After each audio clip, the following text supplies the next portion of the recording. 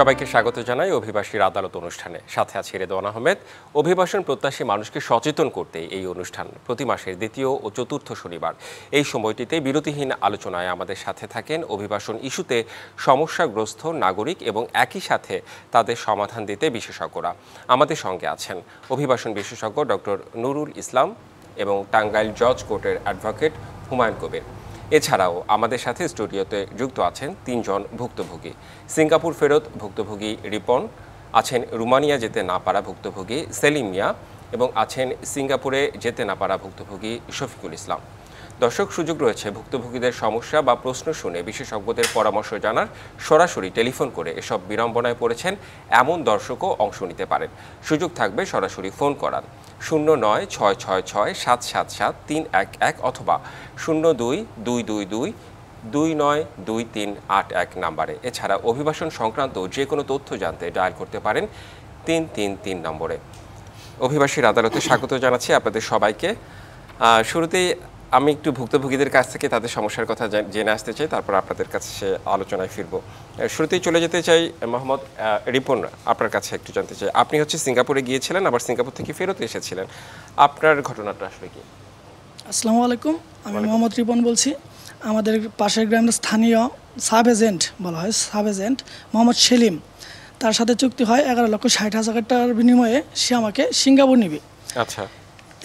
সে Srijita overseas RL 1065, তার মাধ্যমে সে আমাকে 80,000 টাকা স্যালারি দিবে কনস্ট্রাকশন কাজে, 2 বছর কন্ট্রাক্টে স্কিল করাই দিবে। সেই কন্ট্রাক্টে সে আমাকে সিঙ্গাপুর নেয়।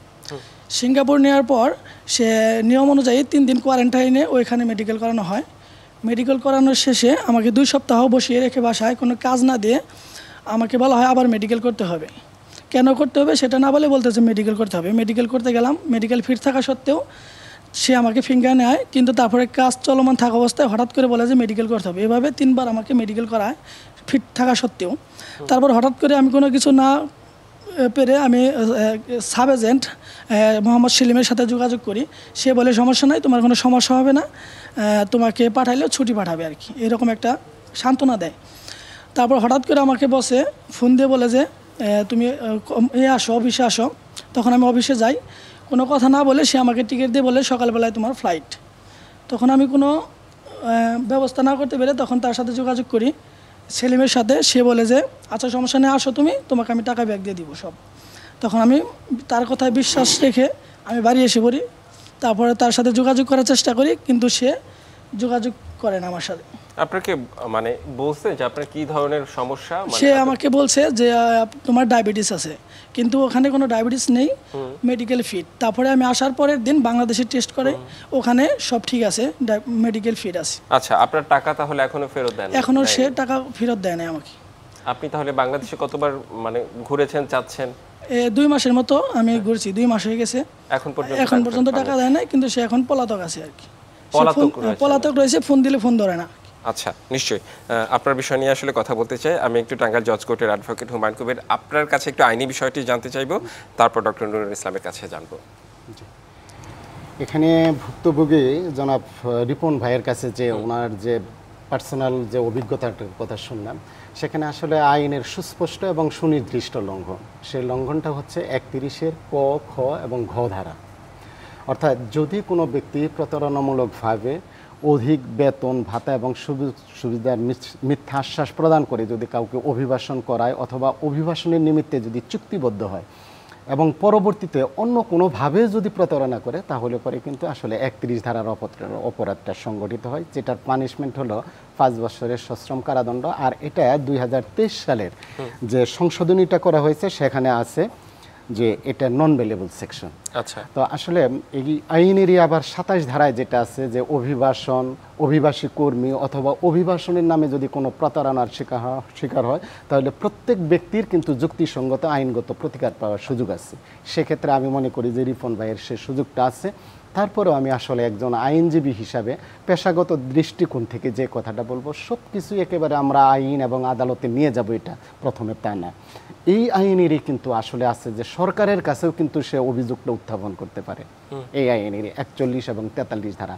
আমি প্রথমে রিপন ভাইকে বলবো যে আসলে আপনি বিএমইটির আগে শরণাপন্ন হন, সেখানে আগে আপনি অভিযোগটা দাখিল করেন, এবং স্পেসিফিক্যালি যে আপনি রিক্রুটিং এজেন্সির কথা বললেন, সৃজিতা রিক্রুটিং ওভারসিজ যেটা আছে, সেটার নামে সুস্পষ্ট এবং সুনির্দিষ্টভাবে উনি সেটা উল্লেখ করছেন, এই একটা বিষয়। আর আরেকটা বিধান হলো যে সেটা হলো দেওয়ানি মোকদ্দমাও কিন্তু, অর্থাৎ এই আইনের বিধি এবং বিধান লঙ্ঘন করার ফলে যদি কোনো ব্যক্তি ক্ষতিগ্রস্ত হয়, উনি ফৌজদারি মামলা তো করতেই পারবেন, ফৌজদারি মামলা ছাড়াও কিন্তু ওনার একটা সুযোগ আছে দেওয়ানি মোকদ্দমা করার জন্য, অর্থাৎ ওই যে 11,60,000 টাকা সেটাই করার জন্য। তো আমি এখানে একটু এমফাসিস দেব, অর্থাৎ যারা দেখছেন এই রামরুট সৌজন্যে আমাদের এই অনুষ্ঠানটা, যিনি অলরেডি ভিক্টিমাইজড হয়ে গেছেন, তার জন্য হলো মামলা মোকদ্দমা, কিন্তু সেই মামলা মোকদ্দমা করার পূর্বে আমরা চাবো যে ওনারা যেন, অর্থাৎ সরকারি যে সহযোগিতাগুলো আছে, যে মামলা মোকদ্দমায় না গিয়ে তারপরে অ্যাটলিস্ট একেবারে অ্যাট লাস্ট পর্যায়ে যায় সেটা হলো যে ওনারা যুক্তিসঙ্গত, এখানে কিন্তু একটা কথা বলা আছে যে যারা প্রতারিত হয়েছেন তারা কিন্তু যুক্তিসঙ্গত, অর্থাৎ যুক্তিসঙ্গত জায়গাটা হলো এইটা, যিনি যাচ্ছেন অভিবাসনের নিমিত্তে, যিনি অর্থাৎ ইচ্ছা পোষণ করছেন, তারও কিন্তু কিছু দায় এবং দায়িত্বের কথা কিন্তু এই আইনটায় বলা আছে। এই জন্য যুক্তিসঙ্গত আইনগত সহায়তা পাবেন ঠিক তখনই যখন উনি ওনার এস্টাবলিশ করতে। আমার মনে হয় যে রিপন ভাইয়ের বেলায় এটা খুবই সুন্দর একটা সুযোগ আছে, ওনার পাসপোর্ট আছে, উনি গিয়েছেন, সেটার ডকুমেন্ট মানে সরকারি এবং আইনি সহায়তা নেওয়ার সুযোগ রয়েছে। আমার একটা কৌতূহল, আমি জানতে চাই যে উনি অলরেডি সিঙ্গাপুরে চলে গিয়েছেন, কিন্তু তারপর ওখান থেকে প্রতারিত হয়ে আসা, মানে ওখানে বলছে যে উনি শারীরিকভাবে ফিট না, কিংবা কোনো একটা অসুখের কথা বলেছে, ডায়াবেটিসের কথা, এমন কি হয়? হ্যাঁ, এটা আসলে আমার কাছে যেটা মনে হচ্ছে আর কি, যে সিঙ্গাপুরে স্যার এটা আরো ভালো বলতে ক্লিয়ার করতে পারবেন।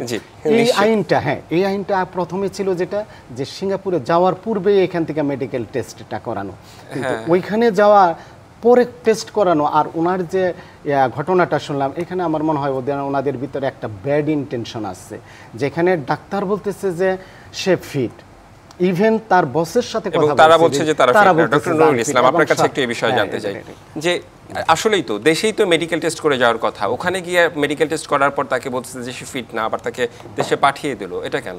আসলে এটা খুবই একটু আনইউজুয়াল, কারণ আমি দেখলাম যে ওনার টেস্টটা পুরোটাই সঠিকভাবে উনি সব কিছু করেছেন, কারণ ওনার এখানেও মেডিকেল হয়েছে। কিন্তু একটা বিষয় আমি বলি যে সিঙ্গাপুরে যাওয়ার সিস্টেমটা একটু ডিফারেন্ট ছিল, ইদানিংকালে এটা চেঞ্জ হয়েছে, 1-2 বছর হলো, যে ওরাই কিন্তু এখানে এসে সব টেস্ট করতো, স্কিল টেস্ট, মেডিকেল টেস্ট সব কিছু কনফার্ম করে নিয়ে যেত। কিন্তু রিসেন্টলি যে সিস্টেমটা হয়েছে যে ওখানে যাওয়ার পরে স্কিল টেস্ট হয়, মেডিকেল টেস্টও ওখানে হয়, যেটা খুব আনইউজুয়াল। এই ব্যাপারে আমার মনে হয় যে পলিসিগত কিছু ডিসিশন নেওয়া দরকার সরকারের, যে আগে যে সিস্টেমটা ছিল তাতে প্রতারণা শিকার হওয়ার সম্ভাবনা অনেক কম ছিল। আর এখানে যদিও উনি টেস্টগুলো এখানে করেছেন, ওখানে করেছেন, সবগুলো কিন্তু সঠিক আছে, যদি ওখানে গিয়ে মানে রিপোর্টটা খারাপ আসতো, চলে আসতো, এটাও তো একটা তার জন্য প্রতারণার বিষয়, কারণ সে এখানে সব কিছু ঠিক, ওখানে গিয়ে আবার দেখা গেল মানে বেঠিক হয়ে গেছে, পাঠানো হচ্ছে, তাহলে তো সে একটা ক্ষতিগ্রস্ত হচ্ছে। এই সিস্টেমটাই মানে প্রিভেইল করা উচিত না, মানে সরকারের উচিত এটা পলিসিতে নিয়ে আসা। কারণ আগে যে সিস্টেমটা ছিল, কনস্ট্রাকশনে বিসিএর টেস্ট হতো এখানে স্কিলের, এবং ওখানে গিয়ে ওটা কাজে লেগে যেত। এখন বিসিএ এখানে টেস্ট নেয় না, এটা মানে ইমিডিয়েটলি চেঞ্জ করা দরকার, এটা সরকারের পর্যায়ে। এখন তাহলে সিঙ্গাপুরে গিয়ে টেস্ট করে, এটা আসলে মানে ঠিক না, অ্যাকসেপ্ট করা ঠিক না। এখানে একটা প্রিলিমিনারি টেস্ট করে তারা। আর ওনার কেসটা আমি যেটা দেখলাম যে আসলে উনি যে গেছেন, এখানে একটা প্রতারণার একটা আগে থেকে ফাঁদ ছিল, কারণ সব কিছু ঠিক থাকার পরে কেন ওনাকে ফেরত পাঠাবে। তবে ওনার একটা জিনিসই আইনগত বিষয়, যেটা অ্যাডভোকেট সাহেবও বলেছেন, যে আইনগত সেবা নেওয়ার ওনার সবগুলো সুযোগ সুবিধা এখানে আছে, কিন্তু একটা ফাঁক রয়েছে যেটা ওনাকে একটু ওভারকাম করতে হবে। সেটা হলো যে উনি যে এই 11,60,000 টাকা দিয়েছেন, তার সম্পূর্ণ ডকুমেন্ট ওনার কাছে আছে কিনা, এটা যদি থাকে তাহলে বলতে সে আমার সম্পর্কে আত্মীয় লাগে আর কি, আত্মীয়, সে তখন মানে সাব এজেন্ট, হ্যাঁ, কাগজ নেই কিন্তু সাক্ষী আছে। যে কোনো আইনি সহায়তা পেতে হলে বা আইনি বিচার পেতে হলে যেটা ফার্স্টে লাগে সেটা হলো ডকুমেন্ট। কারণ যখনই আমরা আদালতে যাব বা বিএমইটির কাছেই গেলাম বা আমরা ওয়েজানার্স বোর্ডে করলাম, তখন তারা বলবে যে কি ডকুমেন্ট আছে, কারণ এজেন্সি সৃজিতাকে ধরা কোনো ব্যাপারই না, কারণ তার পাসপোর্টে অলরেডি তার নাম চলে আসছে। হ্যাঁ, কারণ সে যে এখানে পাঠিয়েছে তার প্রমাণ কিন্তু ইমপ্রিন্টেড, কাজে সে অ্যাভয়েড করতে পারবে না। কিন্তু সে বলবে যে আমি 11,60,000 টাকা নিয়ে নিই, আসলে তো ডকুমেন্ট না থাকলে তো আসলে প্রমাণ করা সম্ভব না, বা কম নিয়েছি। এটা একটা মানে বিরাট ফাঁক থেকে যায়, তো সেখানে বিচার করা বা তার বিচারে পাওয়াটা একটু সমস্যা হয়। যাই হোক, সেটা সাধারণত আমরা যেটা করে থাকি, বিএমইটি যেটা করে যে সার্কামস্টেন্সিয়াল এভিডেন্সগুলো নিয়ে এটাকে প্রুফ করার চেষ্টা করে। তবে এই ধরনের আনইউজুয়াল কেসগুলো আমার মতে সরকারি পর্যায়ে আসলে পলিসি লেভেল নিয়ে আসা দরকার। যে সিঙ্গাপুর হলো একটা ভালো মার্কেট, যেখানে আমরা স্কিল লোক পাঠাই এবং একটা সুন্দর সিস্টেমের মাধ্যমে পাঠাই। অন্যান্য দেশের তুলনায় প্রতারণার হার অনেক কম, ওখানে গিয়ে বেতন ভালো পায়। কাজে এই মার্কেটটাকে আমাদের সঠিক রাখতে হবে, আর ভালো স্ট্রাকচারের মধ্যে, ভালো কাঠামোর মধ্যে নিয়ে আসতে হবে, ওখানে গিয়ে শান্তিতে কাজ করতে পারে, ভালো রেমিটেন্স আসে।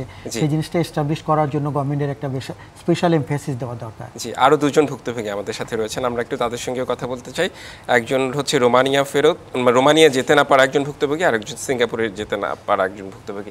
সিঙ্গাপুরটাই আমরা তাহলে শেষ করি। শফিকুল ইসলাম, আপনাকে দিয়ে শুরু করতে চাই যে আপনি তো হচ্ছে সিঙ্গাপুরে যেতে পারেননি, যেতে চেয়েছিলেন, জি কেন যেতে পারেননি একটু বলতেন? আসলে আমি সিঙ্গাপুরে যাওয়ার বিষয়ে আমার প্রতিবেশী গ্রাম আর কি, গ্রামের হাবিব নামের সাব এজেন্ট, ওর সাথে কথা বলি এবং 2,50,000 টাকা দিই সিঙ্গাপুরে যাওয়ার জন্য। ও যেভাবে আমাকে নেওয়ার প্রতিশ্রুতি দিছিল ওইভাবে আমার কাজটা করেনি, এবং আমি বারবার আমাদের এলাকার যারা মাতাব্বর বা গণ্যমান্য ব্যক্তি আছে ওনাদের কাছে বারবার আমি শরণাপন্ন হয়েছি যে আমাকে সিঙ্গাপুর নিতে পারে নাই, যেহেতু নিতে পারে নাই আমার টাকাগুলো ফেরত দেখ, আমার টাকাগুলো ফেরত দেখ, আমি অন্য কোথাও অন্যভাবে যাব বা অন্য কিছু করব। সে বিষয়ে ও নিজে আমাকে বলছে, এবং যারা আমার বিষয়ে সহযোগিতা করতে চাচ্ছে তাদেরও বলছে যে হ্যাঁ ওনার টাকা আমি ফেরত দেব। কিন্তু আমি এইভাবে অনেক সময় অতিবাহিত হয়েছে, কিন্তু আমার টাকা ফেরত দেয় নাই। এ পর্যন্ত আয়সা এখন আমি টাকা ফেরত চাই, এবং আইনানুগ যে সহায়তা আছে আমি এই সহায়তাটা চাচ্ছি। আপনার কি কোনো ডকুমেন্ট আছে যে আপনি টাকা? ডকুমেন্টস বলতে পাশাপাশি বাড়ি, ওই রকম ডকুমেন্টস নাই। কিন্তু হ্যাঁ, আমার চেয়ে যে বয়োজ্যেষ্ঠ অর্থাৎ আমার সিনিয়র ব্যক্তি তারা আছে, এখনও আছে, তারা জীবিত আছে, ওনাদের মাধ্যমে ওনাদের সাথে রেখে ওনাদের হাত দিয়ে টাকা দেওয়া হয়েছিল। জি, আপনার সমস্যাটা শুনলাম। আমরা একটু আরেকজন রয়েছে আমাদের সাথে ভুক্তভোগী, সেলিম মিয়া, আপনার কথাটাও শুনতে চাই, তারপর আমরা একটু আলোচনা আসতে চাই। আমি সেলিম মিয়া। আচ্ছা, আমি আমার স্থানীয় সাব এজেন্ট মোহাম্মদ নজরুল আপনি মিয়া। রোমানিয়া যেতে চেয়েছিলেন? হ্যাঁ, রোমানিয়া যাওয়ার জন্য আমি আমার সাব এজেন্ট নজরুল মিয়ার কাছে পাসপোর্ট জমা দেই। সে বলেছিল যে রোমানিয়াতে জোশ ফ্যাক্টরিতে পাঠাবে, 60,000 টাকা স্যালারি, এবং পরবর্তীতে আমি 3,34,000 টাকা পেমেন্ট করে নাস গ্রুপ অর্থাৎ নাস অ্যাসোসিয়েশনের মাধ্যমে আমি ইন্ডিয়াতে যাই। ইন্ডিয়াতে এম্বাসি ফেস করি, কিন্তু ফ্যাক ডকুমেন্টসের কারণে আমার ভিসাটা রিজেক্ট হয়। পুনরায় আমি দেশে আসি। দেশে আসার পর আমি আমার টাকা এবং পাসপোর্ট উভয় আমি চাই, কিন্তু এখন পর্যন্ত আমি টাকাও পাইনি, আমি পাসপোর্টও পাইনি।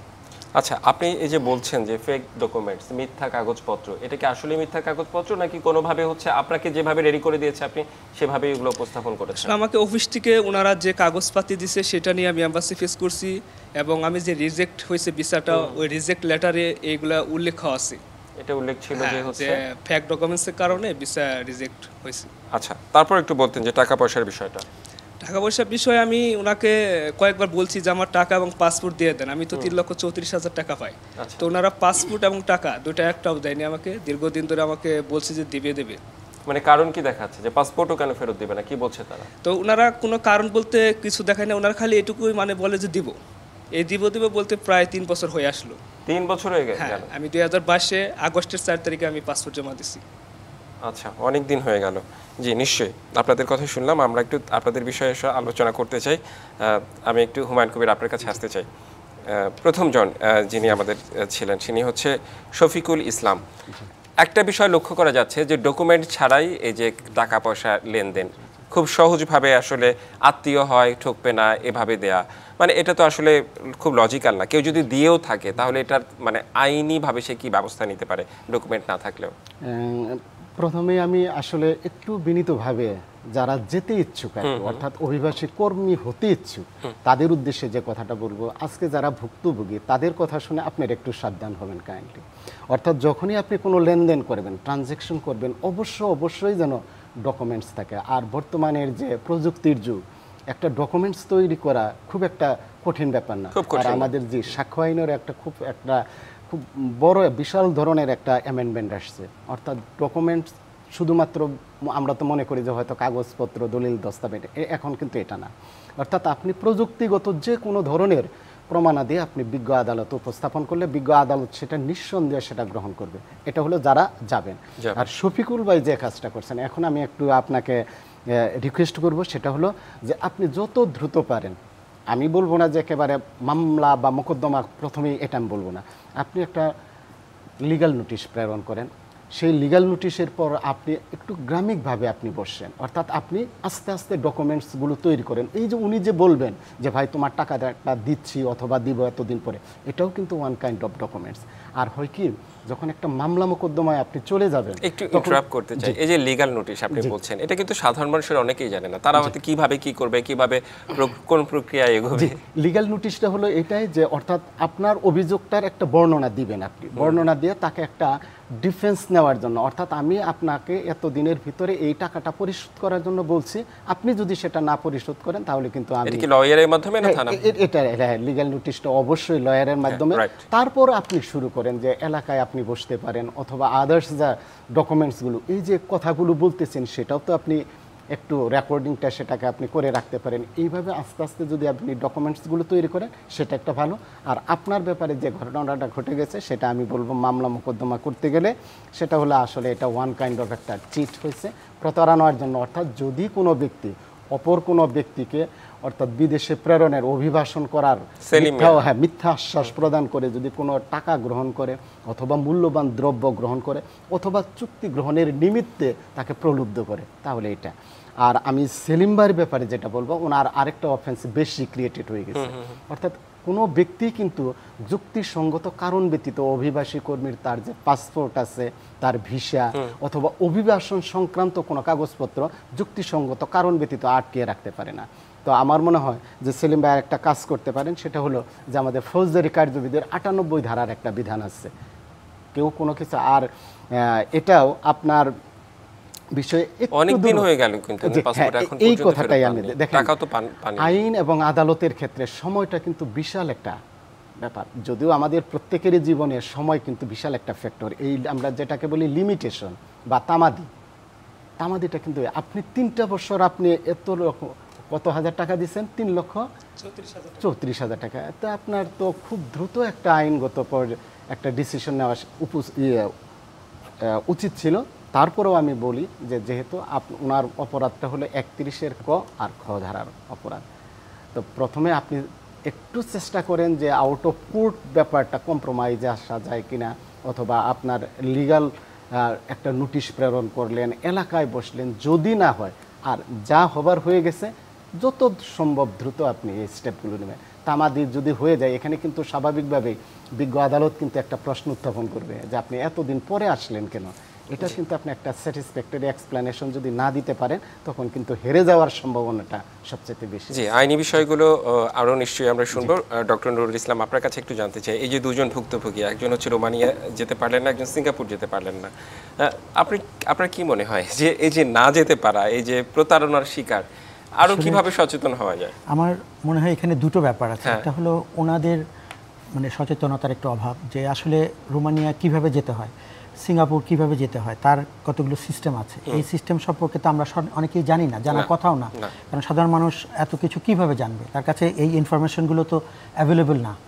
এর জন্য দুটো জিনিস, একটা হলো যে ওনারা যখনই যেতে চান কোথাও, যেমন রোমানিয়ার কথা যদি বলি, রোমানিয়া, পোল্যান্ড, বুলগেরিয়া, এই বিশেষ করে ইস্ট ইউরোপিয়ান কতগুলো দেশ আছে, এবং রিসেন্টলি বলকান কিছু কান্ট্রি আছে, বসনিয়া, হার্জেগোভিনা, এসব জায়গায় যাওয়ার জন্য বেশ ডিমান্ড আসছে। এই ডিমান্ড আসার সুযোগে অনেক অসাধু মানে দালাল বা সাব এজেন্ট, তারা কোনো রিক্রুটিং এজেন্সির নাম দিয়ে এখানে একটা লোভনীয় স্বপ্ন তাদেরকে দেখাচ্ছে। বিশেষ করে যে পেশাগুলো দেখায় যে এখানে ফলের বাগানে চাকরি করতে হবে, জুসের ফ্যাক্টরিতে চাকরি করতে হবে, বেশি কষ্ট নাই, মানুষ টাকা দিয়ে যায়, কিন্তু সেখানে যে যাওয়ার সিস্টেমটা কি সেটা বলে না, যার ফলে সাধারণ মানুষ যারা তারা প্রতারিত হয়। যে কারণ তারা তো এটা জানার কথা না, কারণ এক এক দেশে যাওয়ার একটা সিস্টেম আছে যেটা সরকার জানে। এই ক্ষেত্রে আমি বলবো যে পলিসিগত একটা বড় ল্যাকিং আছে এখানে, সেটা বিএমইটি বলি বা মিনিস্ট্রি বলি বা ওয়েজানার্স বোর্ডের যে আমাদের ওয়েলফেয়ার সেন্টার আছে সারা দেশে, তাদেরকে আরও একটু অ্যাক্টিভেট করতে হবে, তাদের ক্যাপাসিটি বিল্ড করতে হবে, তারা যেন এই ইনফরমেশনগুলো ছড়িয়ে দিতে পারে সাধারণ মানুষের মধ্যে ব্যাপকভাবে, নর্মালি না, বিভিন্ন মিডিয়াতে। আজকাল সোশ্যাল মিডিয়া অনেক ইজি হয়ে গেছে, বা যেসব আমরা টিভি রেডিও এসব জায়গায় ছড়িয়ে দিতে পারি যে এইসব দেশে যেতে হলে এই সিস্টেম আছে, সেটা মানুষ যেন সহজভাবে জানতে পারে। তাদের ক্যাপাসিটি বিল্ড করতে হবে। তাদের দেখা যায় যে এইসব অফিসগুলো, ডেমো অফিস বা ওয়েলফেয়ার সেন্টারে মানুষ খুব কম, যারা আছে তারা নিজেরাও খুব ভালো করে জানে না। তাদেরকে যদি আরও ক্যাপাসিটি বিল্ড করা যায়, তাদেরকে ট্রেনিং দেওয়া যায় যে মানুষকে কীভাবে এই তথ্যগুলো জানাতে হবে, তাহলে কিন্তু মানুষ প্রতারিত হতো না। বা তাদেরকে একটা ওয়ান স্টপ সেন্টারের মতো করে ফেলতে হবে, যেখানে গেলে মানুষ সব ইনফরমেশন পায়। জেলায় জেলায় যদি এই জিনিসটা জানতে পারে, এখন বিএমইটি সব জেলায় অফিস হয়ে গেছে, সেখানে তাদেরকে যেন সঠিক ইনফরমেশন যেন তারা পায়, এই জিনিসটা এনশিওর করতে হবে মিনিস্ট্রি বা ইয়ে। এটা হলো ওয়ান সাইড। আরেকটা জিনিস আমি বলবো যে এই যে ভিসাগুলো আসছে, যেমন সিঙ্গাপুরের কথা আমি বললাম যে তাদের যে সিস্টেমগুলো, যে বিসিএর মাধ্যমে কিভাবে যেতে হয় বা মেরিন ফিল্ডে কিছু ভিসা আসে সেটা কিভাবে যেতে হয়, এই জিনিসগুলোকে ওই দেশের সাথে একটা চুক্তিতে আসতে হবে। যেমন পোল্যান্ড, বুলগেরিয়া, এই দেশের সাথে এখনও কোনো বাংলাদেশের সাথে চুক্তি নাই। তাহলে একটা যদি স্ট্রিমলাইন করতে হয়, একটা প্ল্যাটফর্ম করতে হয়, এবং এটা করা সহজ, তাদের যেহেতু ডিমান্ড আছে। একটা বড় সমস্যা হলো তারা এখানে লোভ দেখিয়ে ইস্ট ইউরোপিয়ান দেশে নিয়ে যায়, সেখান থেকে আবার তারা পালিয়ে ওয়েস্ট ইউরোপে চলে যাচ্ছে প্রায়। এই ঘটনাটা মানে আলটিমেটলি তাদেরকে এই লোভটাও দেখানো হয় যে ওখানে বেশি দিন থাকতে হবে না, এখান থেকে ইটালি চলে যেতে পারবে, জার্মানি চলে যেতে পারবে। এইটাকে স্টপ করতে হবে যে না, ওখানেও ভালো বেতন পাওয়া যায়, তোমরা যদি ওখানেই যেতে চাও তাহলে ওখানে যাও, ওখান থেকে পালানো যাবে না। এটা স্বচ্ছতা, একটা স্বচ্ছ প্ল্যাটফর্ম তৈরি করে দিতে হবে, এটা সরকারের দায়িত্ব। আর মানুষকে সঠিকভাবে যদি এই ইনফরমেশনগুলো যদি দেওয়া যায়, তাহলে দেখা যাবে তারা ওখানে একদম সঠিকভাবে যেতে পারবে, প্রতারিত হবে না। কারণ তাদেরকে আমরা দোষ দিয়ে লাভ নাই, কারণ ওনারা কোথা থেকে ইনফরমেশনটা পাবে সেই সুযোগটা তো করে দেওয়ার দায়িত্ব আমাদের, তাই না? মানুষ মানে বিভিন্ন জায়গায় ঘুরে টুরে মানুষ কখন প্রতারিত হয়, যখন মানে কোনো কিছু সঠিক তথ্য না পায়, তখন দালালের কষ্টের টাকা, এবং সেটা উদ্ধার করাটা অনেক মানে কঠিন হয়ে যায়। আর শেষে আমি যে একটু অ্যাড করতে চাই, যারা দুজনেই যেতে পারেন নাই, আপনারা মানে আইনের আশ্রয়টা, যেটা আমাদের অ্যাডভোকেট সাহেব বলেছেন, আসলে প্রথমেই তো কেউ নিতে চায় না, মনে করে যে যতদিন হয় একটু চেষ্টা করি, কিন্তু সেটা লং টাইম পার হয়ে গেলে একটু সমস্যা হয়ে যায়। কাজেই আইনের ভয় দেখাইলে কিন্তু মানুষ এমনিই মনে করে যে, কারণ তারও তো ওখানে থাকতে হয়, ওই গ্রামে থাকতে হয়, ইয়ে করতে হয়। কাজেই পলাতক হয়ে গেলেও যখন কোনো থানায় বা কোনো এতে কেস হয়, তখন কিন্তু ঠিকই সে চলে আসে, কারণ সামহাও তাকে আইন চাপ দিতে থাকে আসার জন্য, তখন সেই এটাকে ভয় করে। কাজেই আইন যেহেতু আছে, সেটার মানে সুযোগ আপনাদের নিতে হবে। আচ্ছা, আমি এক্ষেত্রে একটু দক্ষ জনশক্তির ব্যাপারে একটু আপনাদের সঙ্গে কথা বলতে চাই। আমাদের দেশে অধিকাংশই দেখা যায় যে আমরা দক্ষ জনশক্তি পাঠাতে পারি না। এই বিষয়গুলোর করার জন্য কি সরকারের কোনো পলিসি গ্রহণ করা উচিত? হ্যাঁ, অবশ্যই করা উচিত, কারণ আমাদের দেশে আপনারা জানেন যে অ্যারাউন্ড 40% লোক যায় হলো দক্ষ বা আধা দক্ষ আমরা বলি, বাকি 60% কিন্তু একদমই অদক্ষ লোক যায়। তাতে আমাদের রেমিটেন্স অনেক কম আসে। ওখানে গেলাম, তারপর কি করলাম না করলাম ঠিক জানি না। বেশিরভাগ ক্লিনার বা লেবারার বা সিম্পল ওয়ার্কার হিসাবে কাজ করে, রেমিটেন্সও কম, তাদের সমস্যাও হয় বেশি। আর স্কিল্ড ওয়ার্কারের সমস্যা কম এবং রেমিটেন্স অনেক বেশি, তাদের কাজের স্ট্যান্ডার্ড ভালো, ইমেজ ভালো হয়, আমাদের বাংলাদেশের জন্য একটা ব্র্যান্ডিং তৈরি হয়। এখন ব্র্যান্ডিং কিন্তু বাংলাদেশ ক্লিনারের ব্র্যান্ডিং, অথচ বাংলাদেশি ওয়ার্কাররা অনেক বড় বড় ফার্মে অনেক হাই লেভেলে চাকরি করে, এমনকি অ্যাটমিক সায়েন্টিস্ট হিসাবে বাংলাদেশিরা কাজ করে উন্নত দেশে। কিন্তু আমরা ব্র্যান্ডিংটা করতে পারছি না শুধু দক্ষ লোক পাঠানোর জন্য। সরকার কিছু প্রজেক্ট নিয়েছে, উদ্যোগ নিয়েছে, কিন্তু এটা আরও ম্যাসিভ হওয়া দরকার। আপনি একটা সুন্দর মানে পয়েন্ট উত্থাপন করেছেন যে ব্যাপক হারে আমরা মানে উদ্যোগটা নিতে পারি, বাস্তবায়ন করতে পারি, যে আমাদের দেশে ট্রেনিং দেওয়ার কিন্তু অনেক ফ্যাসিলিটিস রয়েছে, অনেক ডিপার্টমেন্ট ট্রেনিং দেয়, সেটাকে বিদেশের তুলনায় তাদের চাহিদা অনুযায়ী হচ্ছে কিনা, তাদের সার্টিফিকেশন অনুযায়ী হচ্ছে কিনা, এবং তারা ওখানে গিয়ে প্রপারলি জব করতে পারবে কিনা, বাংলাদেশের বাইরে গিয়েও তারা হচ্ছে মুখ উজ্জ্বল করবে এবং ভালোভাবে দক্ষতার সাথে কাজ করতে পারবে। ভালো আছে। জি, আমাদের সময় একেবারে খুব কম। আপনাদেরকে অনেক অনেক ধন্যবাদ আমাদের আজকের অনুষ্ঠানে যুক্ত হওয়ার জন্য। অভিবাসী কিংবা অভিবাসন প্রত্যাশী যে কাউকে সহায়তা করে থাকে রামরু, অভিবাসন সংক্রান্ত যে কোনো তথ্য ও সেবা পেতে অথবা এ সংক্রান্ত অভিযোগ জানাতে রামরুর ঠিকানায় অথবা 333 নম্বরে সরাসরি যোগাযোগ করুন। ঠিকানা 179 সাত্তার ভবন, শহীদ সৈয়দ নজরুল ইসলাম সরণি, বিজয়নগর, ঢাকা 1000। ইমেল করতে পারেন অভিযোগ ramru@gmail.com, ফেসবুক www.facebook.com/ramru। ফোন করতে পারেন 01911-744-624 এবং 333 এই নাম্বারে। এই ছিল আজকের মতো অভিবাসীর আদালত অনুষ্ঠানে। ভালো থাকুন সবাই।